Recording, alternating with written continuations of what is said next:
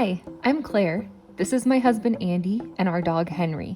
For the past 5 years, we have lived right outside of Portland, Oregon. When we got engaged in September of 2021, we started looking for a home to buy. Unfortunately, these are the prices we were looking at.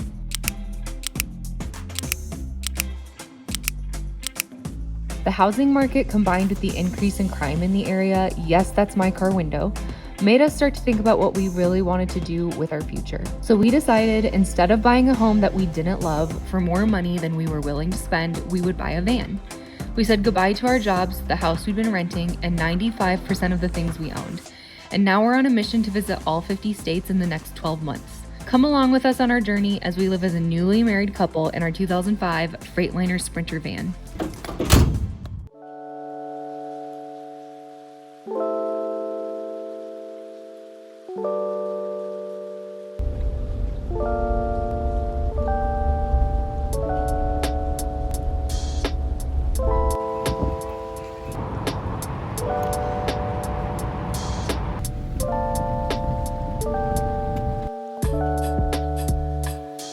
We started looking at vans that we found through Facebook Marketplace and Craigslist, but we weren't having much luck. Andy would check every hour all day long for new listings. Finally, about a month after we started shopping, we found the one. The kindest husband and wife who wanted to sell their van so they could buy a tractor instead basically gifted the van to us. Okay, that's an exaggeration, but this couple was the epitome of angels on earth.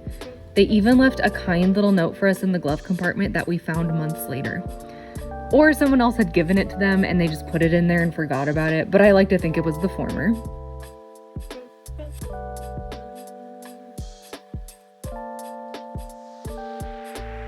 The first step of the van build was to tear out the seats and carpet.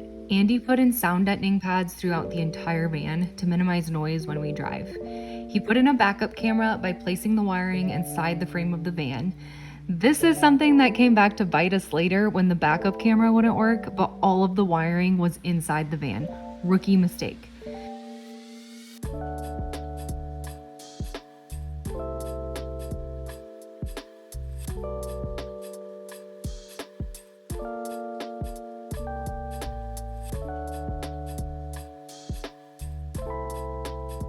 He added a fan above the bed, solar panels on top of the van, and a ceiling made of tongue and groove cedar.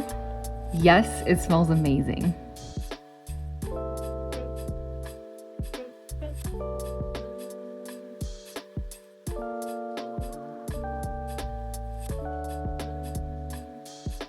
The bed took real talent to make because it slides back and forth between a couch and a bed. We bought a trifold mattress to serve as a couch when we want to sit and a bed when we want to sleep. Andy custom made cabinets, bought the appliances used off Facebook Marketplace, and put in butcher block countertops. Then came the time to sell our personal vehicles and hit the road in our new partially finished home. That's when things got real.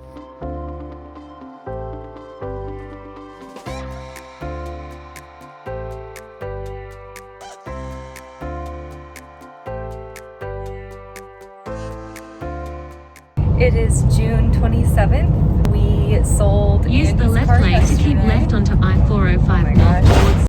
Guys, got some drag going on the highway. Like, is he not aware?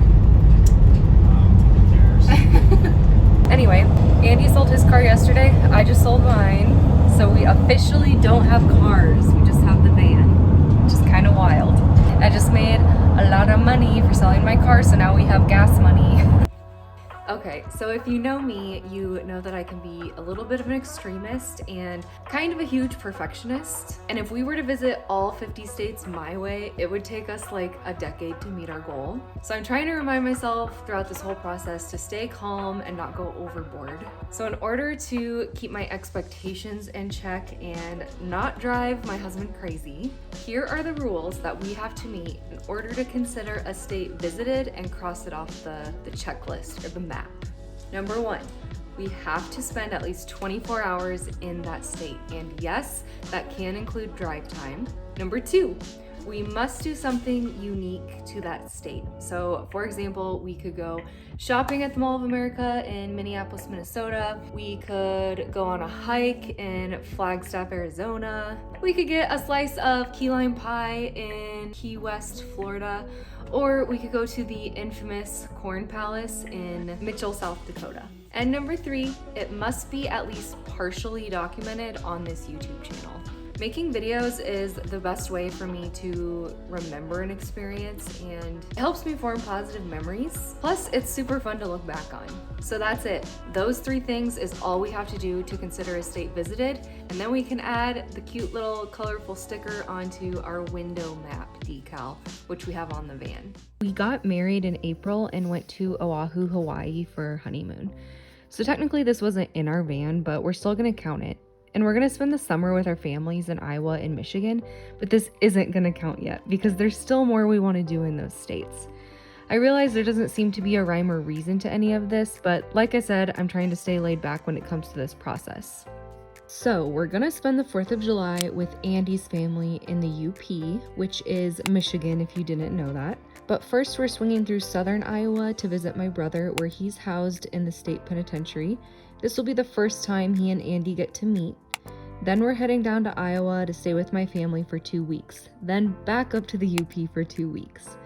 In August, we're gonna go back to the Pacific Northwest for a friend's wedding. After that, we're planning on driving up to Alaska.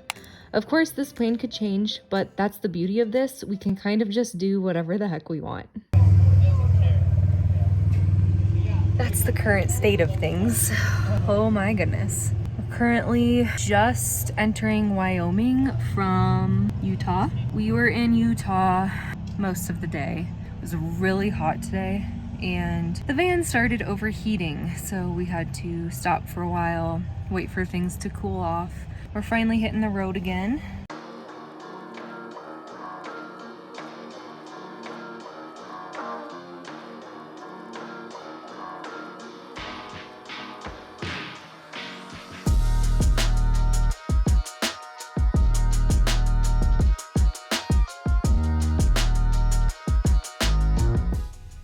It is 6:45 in the morning.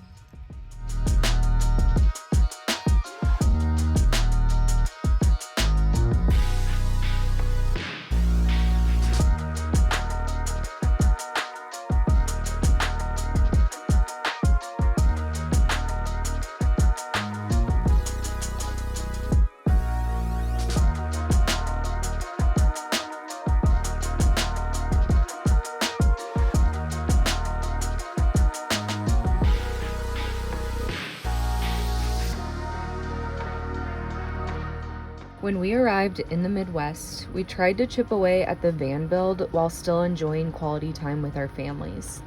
During the time we spent in Iowa, Andy got the sink working with running water and a gray water tank that's secured under the sink. He also built 2 slide-out pantry doors to store our food in. The time we spent in Michigan was more productive because we were officially in crunch time, so we had to finish everything up and hit the road. Although he wouldn't admit it on camera that his big brother Ben kind of saved us with all his workshop supplies. Say that again? No.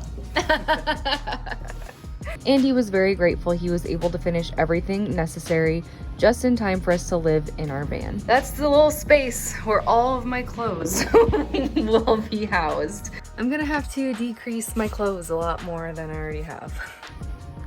He finished the lower cabinets, made a kitchen table, and put together the propane tank. To safely have propane in our van, we enclosed the tank in a box with a latch and drilled a hole in the floor of the van. That way, if it ever leaks, it should just go outside rather than filling the entire van with propane gas and essentially killing us. He also took some time to construct upper cabinets. These have sliding doors rather than swing out doors like the lower cabinets. They don't hold much, but seriously, any storage space we can get is pertinent. Today is the last day of our van build. I can't believe it. 4 months, lots of hours on Andy's part. We're painting today. We're doing the final touches. We have a little bit of trim to do. Andy needs to make a box for our toilet, which I will share with you in another video how that's gonna work, because pretty redneck. After 4 months of helplessly watching Andy work on the van, I was finally able to contribute my skills. I painted all the cabinetry white, thinking it would be the most aesthetically pleasing. We didn't do our research with the paint process though, and neglected to put a top glossy coat on. This is proving to be an issue because there are marks all over the cabinets now and they won't come off. So at some point we'll have to do another coat of white and finish it off with a glossy top coat. I also painted the inside of the drawers and cabinets as well as any wood that was still exposed with polyurethane.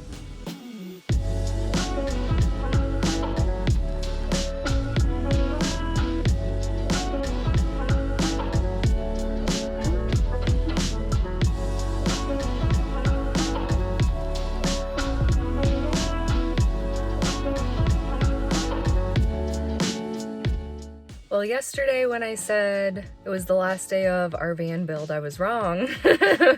I should have known, but we are about to wrap up here. Still got some little like random things here and there that we'll need to do kind of as the weeks go on, but the gist of it is about to be finished.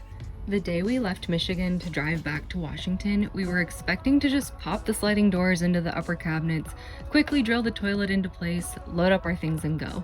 But the first lesson of van life is that nothing ever goes as planned. We were bummed to discover that painting the sliding doors warped them and they were almost impossible to slide back and forth. And not to call out Andy here, but he didn't account for the wall space when he constructed the toilet. So basically, we weren't able to open the toilet, which is a requirement for it to work. But we were out of time, so we made do with what we had and only left a couple of hours later than we planned.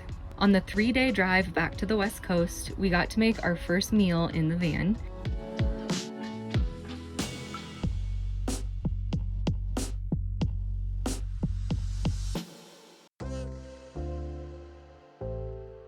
We figured out the perfect place for this adorable tapestry.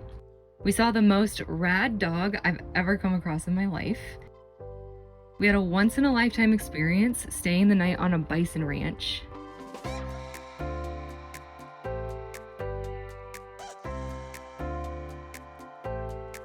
And we attended a Chicks concert, formerly known as the Dixie Chicks.